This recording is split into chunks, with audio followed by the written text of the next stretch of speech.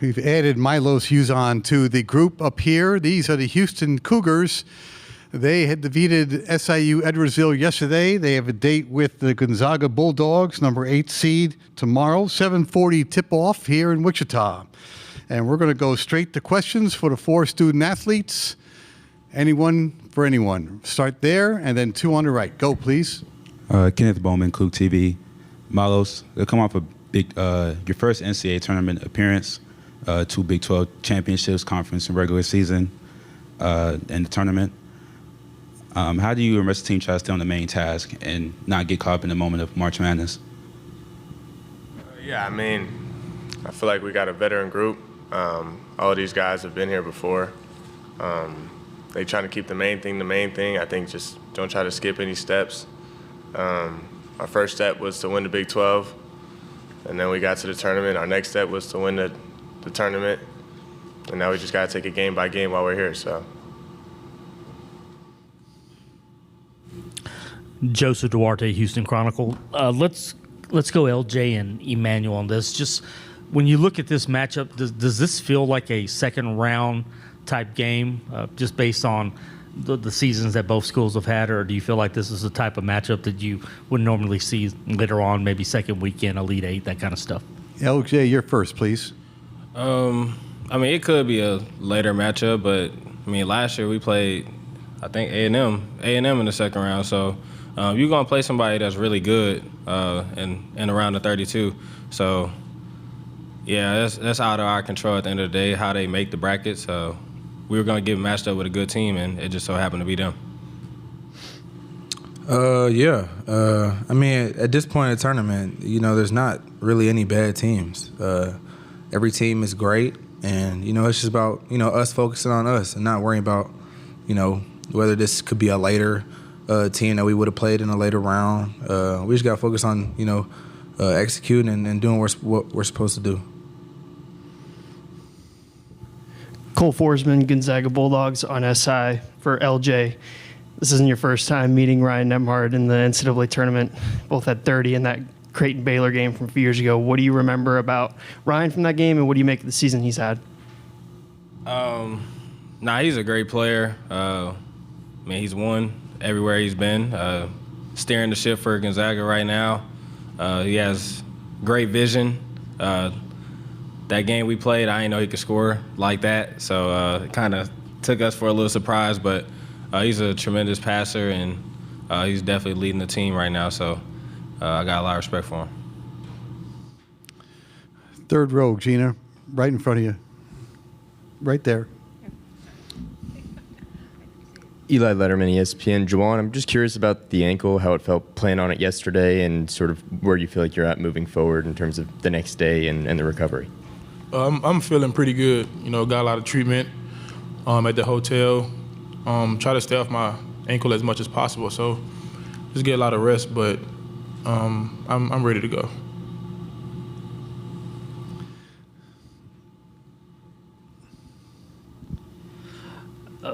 Let's go Milos and LJ. They like to run a faster pace. They score 80 plus. For those of us who've seen y'all defensively, what y'all do, and able to maybe game plan to make teams play your style. How do you do that? How do you make a team that's a faster pace maybe play your game? Milos first, please. Without giving away the secret, Yeah, I mean, we play extremely hard. We try to win every game, and I feel like in order for us to do that, they got to play on our terms. We're not the fastest team, so yeah, we're gonna have to slow them down on the defensive end and slow down their pace. So. Kind of like he said, we got to play the games on our terms at the end of the day, and just be us. We know they play pretty fast, and we kind of the opposite of them. So just go out there and do what we do at the end of the day, and don't get caught up in playing their game. Just try to play ours. This is very neat of you guys to answer.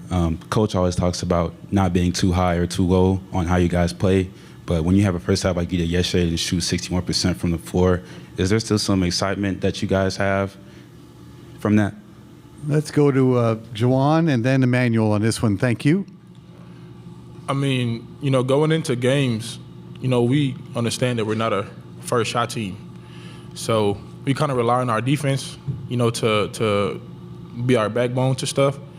And I feel like once we start, making shots, it's a whole different ball game. So, we didn't go into the game, aiming to shoot 61%. We just wanted to, come out the most aggressive team, jump out on our opponent first.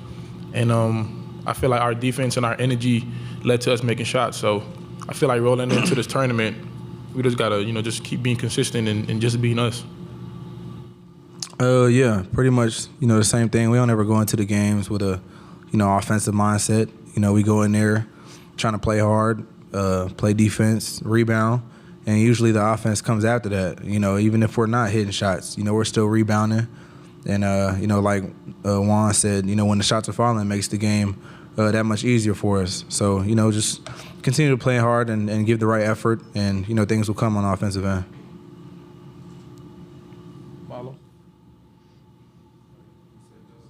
You won.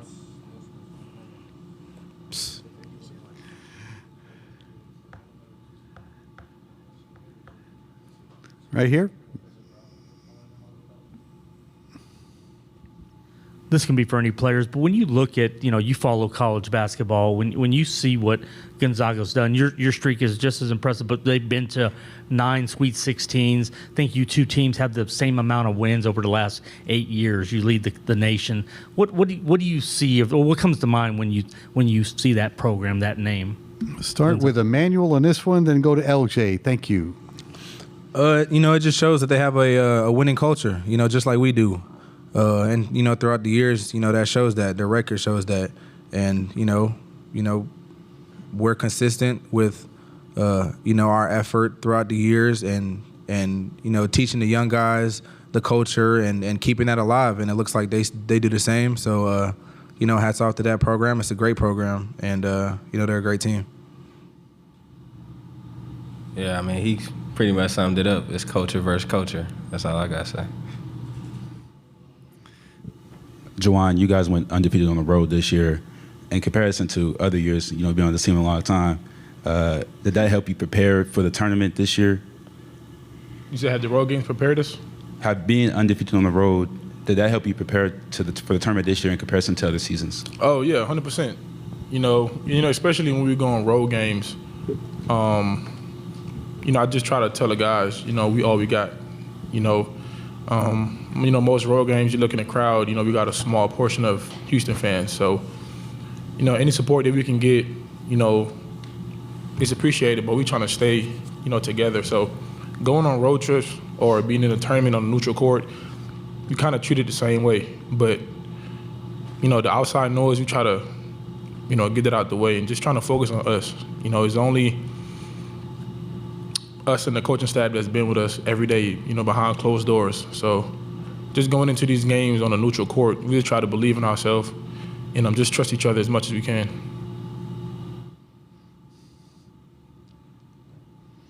Back in the second row. Thank you. Yeah. Hey, Los, as a point guard, can you appreciate Nembhard's got 333 assists? When you look at that number, what do you think as a point guard? Nah, that's impressive.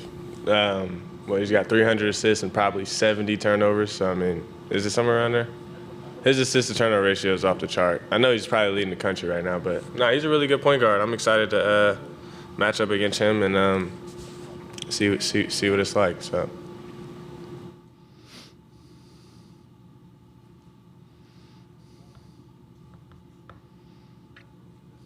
Anything else for the Cougars of Houston? Right in front of you. Thank you. So Maggie from Derby. Leading up tomorrow, how important is your leadership to the team leading up tomorrow? I think it's anybody. You leader game. LJ, go ahead.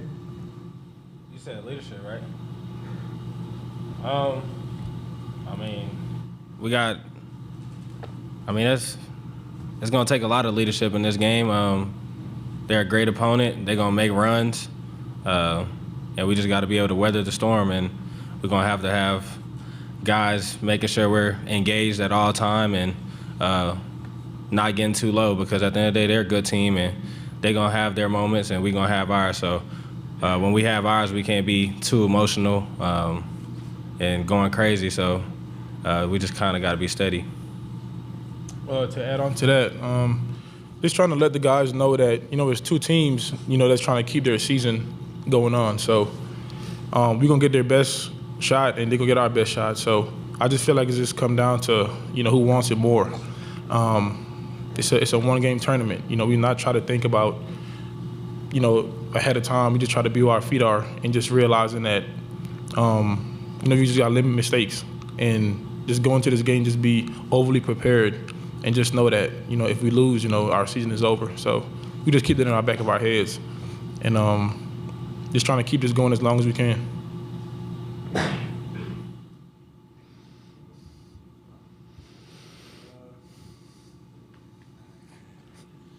Anything else for the Houston Cougars? All right, gentlemen, thank you very much for your time. Head coach of the Cougars is here, Kelvin Sampson. We're going to ask him to make a statement about surviving and advancing yesterday and about the opponent tomorrow at the 7:40 tip-off, the Gonzaga Bulldogs. Kelvin, please. Yeah, excited to still be around. Beats the alternative. But this NCAA tournament is so exciting for kids, coaches, fans, families, everybody.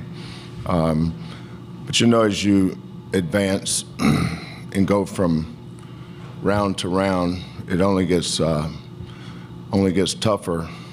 So every team you play is good enough to beat you. So your goal is just survive and advance. If you play good, you got a chance to advance. If you don't, you go home. Simple as that. Start right here in the second row. Thank you. Joseph Duarte, Houston Chronicle. Kelvin, just a little while ago, LJ was saying that this matchup was culture versus culture. When you look at the consistency of both programs over the last decade or so, what do you think about a matchup like this and being in the second round and really we could see this game being a second weekend, Elite Eight type matchup? Yeah. Well, we've only been doing this for about 7 or 8 or 9 years, whatever it is. Mark's been doing this a lot longer, so don't compare us to Gonzaga. We've been to, if the pool kid doesn't hit that shot, that's 6 straight Sweet 16s for us, right? Well, they're 16, so we don't really compare to them. They're what every program aspires to be. Have that consistency year to year. We've been good in our little bubble, but what Mark has done is when you do this for a living like we do, you look at Gonzaga. Of course, I remember when Dan Fitzgerald was the coach. I remember when Dan Monson, one of my really good friends, Mark's one of my really good friends. I've been knowing those guys forever, and from afar, I've always admired them, always respected them, but also I've been proud of them too, because they're good friends and people that I have tremendous respect for. So when you're playing Gonzaga, you're playing one of the elite programs in the history of this game. And I really mean that. That's true. We're on the aisle, then we're over there. Go, please. Kenneth Bowman, Coug TV. Coach, yesterday, Mercy Miller got his most minutes ever in the season. What have you seen from Mercy that allows you to trust him? It was a blowout, and certain situations allow certain guys to play more minutes. But what have you seen from Mercy that's allowed you to trust him to see the floor more? Well, Mercy's a hard worker. He's also a great kid. Really good teammate. He wants to be good. I think he realizes that he's playing behind some really talented older guys that can only help him. Comes to practice every day with the right attitude, and as long as he keeps his attitude and his effort at a high level, Mercy's going to be a good player. Right-hand side, Coach. Jason Bristol from KHOU. Good afternoon, Kelvin. Yesterday, Mike White, after the game, was here talking about their preparation for Gonzaga, and they mentioned about how they were trying to force skips and forcing their bigs to pass it. They made us pay. I was curious if you've noticed the same thing, you and your staff, about Gonzaga's bigs and what has impressed you most about them in reviewing the tape. Yeah, I agree with what you said. They're good at that. Austin Getz from KHQ TV in Spokane. Coach, you were just kind of talking about the relationship you have with Mark Few. I have to imagine that started when you were at Washington State. Do you have a greater appreciation for the program because you were so close in proximity to that and saw it when it was really the building blocks with Fitz and Munson and whatnot? Yes. We were also young. I mean, Washington State was obviously the hardest, toughest job in the Pac-10. If it would have been a good job, they would have never hired me. They would have hired a real coach, somebody that was really good. I was 31 years old. You know, my first contract was a 2-year deal for $82,000. For you guys that are challenged by math, that's $41,000 a year. So I assumed they were doing that and then so they could go find another guy. But the guy that saved me, in this day and age, I would have been fired. My third year, we lost 18 straight games. You know, I had a kid from Spokane named David Sanders. He had some kind of blood infection and lost him for the year in December, before the Pac-10 season started. And then I had another kid from Snohomish. You can tell I worked at Washington State. Most guys never heard of Snohomish or Chelan, Moses Lake, Ellensburg. See, I'm down with the state of Washington. But we lost those guys. You don't have any depth as you're building the program. You're pretty good 1 through 5 or 1 through 6. So those are our 2 best players. And we beat USC on a Thursday at home, and then lost to UCLA on Saturday, and then lost 17 straight, including the first game of the conference tournament. But Jim Livengood was the AD. We didn't have social media then. This was in 1989, maybe, 89, 90. And Gonzaga wasn't as bad as we were at Washington State, but they were struggling too. But that next year, we got it turned around and, you know, did pretty good over the course of the next 7 years, 6 or 7 years. But I was a head coach of a USA team, and Dan Monson was my assistant. And his dad, Don, who's one of the great coaches in that part of the country at Idaho, and his best player was a guy by the name of Donnie Newman. And Donnie was my assistant at Washington State. And he loved Coach Don. And so Gonzaga was somebody we'd always looked up to. And then when they started rolling with Mons, and then Mons left and took the Minnesota job, right? Yeah. And then Mark came in, and now, all these years later, he's not one of the best coaches in our game. He's one of the best coaches our game has ever seen.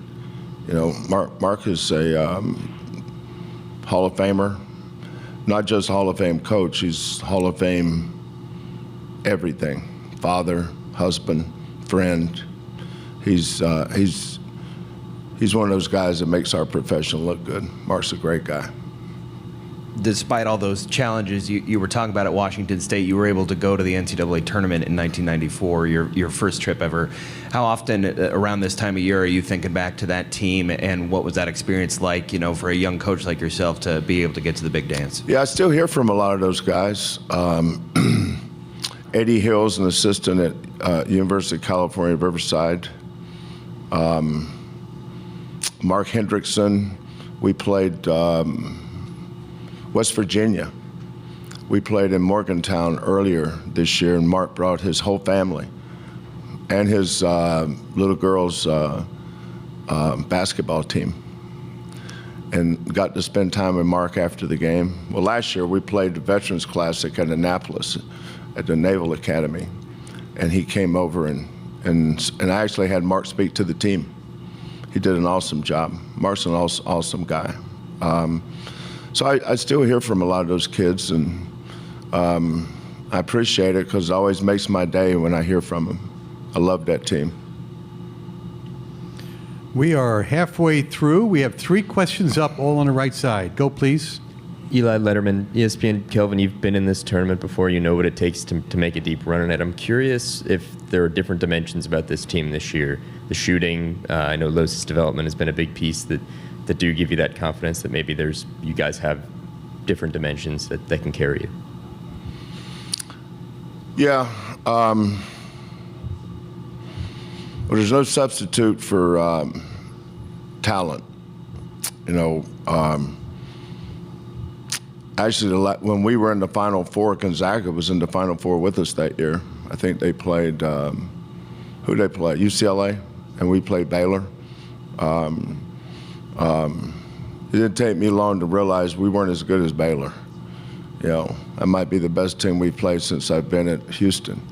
They were that good. But I think the clear second best team in the country that year was Gonzaga. I thought the 2 best teams in the country played in the championship. I don't think we were quite as good as Baylor. And Gonzaga was right there behind them probably. But our team this year, we have, I think we have a really good team. I don't think we're great. It's not this team can shoot better than some of the other teams. We have more guys that can make a basket. But we're like every team. We have to play really good to win. And we have to have certain things go our way. But this team has gotten better over the course of the year. One thing older coaches tend to try to educate when people ask questions. They try to control the narrative, if you will. I've learned to never overreact to games in November, wins or losses. It's amazing how people put a period at the end of a game in November. They don't matter. It doesn't matter. We lost 3 games in November, and I thought all of them were good for us. I mean, honest to God, we tried to beat Auburn. Tried. They just beat us. Alabama, we had a chance to win that game. Probably the game that kind of wish you had back a little bit was San Diego State. And then once we got home, problem with playing in a tournament where you're gone for 7 days, you never get to practice. So once we got home and got to where we could practice, our team started improving, especially when Uzan started getting better.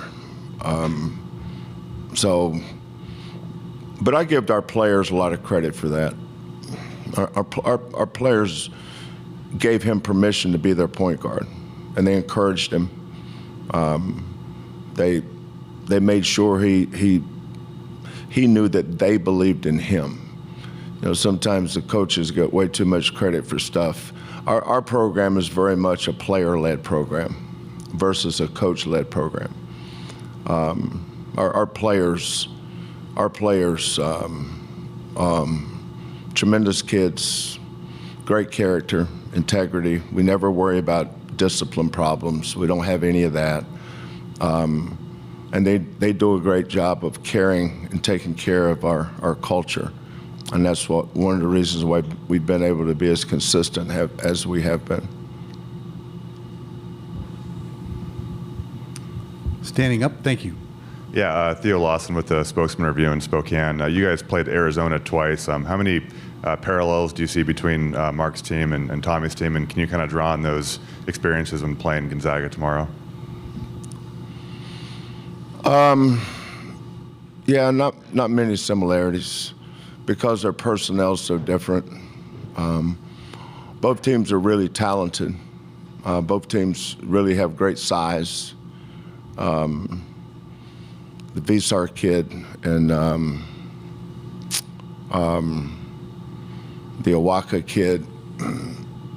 I mean, Arizona's big, but and they started 2-5s against us. I think the second half in the tournament, which was a good move because we didn't have Roberts. Roberts didn't dress for that game, and so we just figured a way to win the game. I think the difference in the two teams is Nembhard. It's hard to duplicate him. You have a point guard, they have a point guard, but your point guard's not like Nembhard. He has an uncanny ability to get the ball to their bigs when they're open. A lot of guys see that they're open, but by the time the synapses are firing and the ball's delivered, they're not. He gives them, as soon as they turn, they have it. You can't teach that, So if I was going to say the difference, I'd say they both have great size. They're both really talented shooters, good guards, but they don't have Nembhard. He's a very special point guard. 5 minutes ago. Next question's right here. Thank you. Kelvin, the ability to get your regulars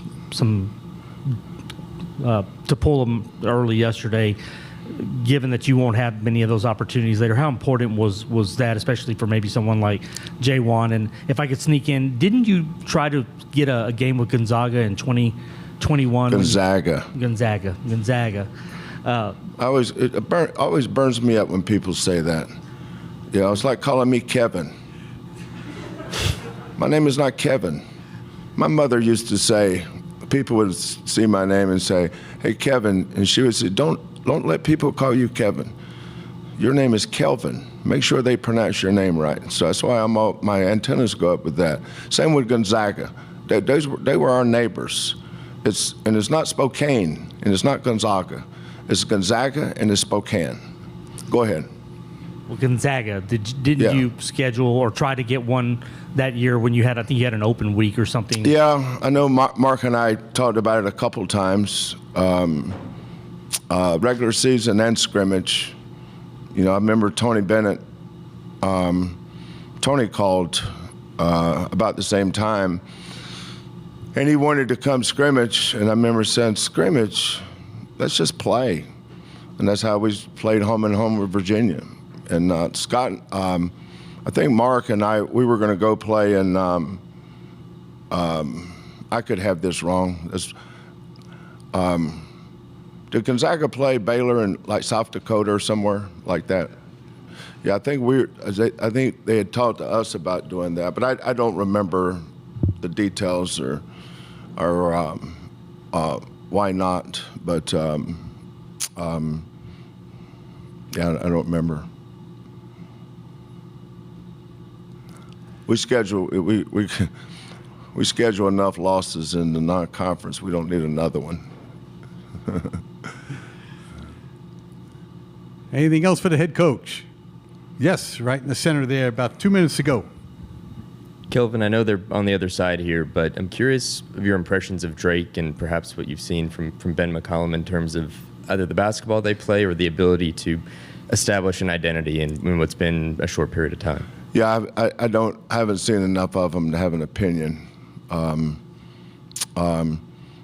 only time I saw him was when we were getting ready to play Kansas State. And then one of the games I looked at on film was their game against Drake. And the thing that stood out was how disciplined and how well drilled they were. I mean, as a coach, you look at the way they ran their stuff and how connected they were. And you can tell, I don't know their coach, but you can tell he's really good. All right. Thank you very much. Okay, Best of guys. luck tomorrow.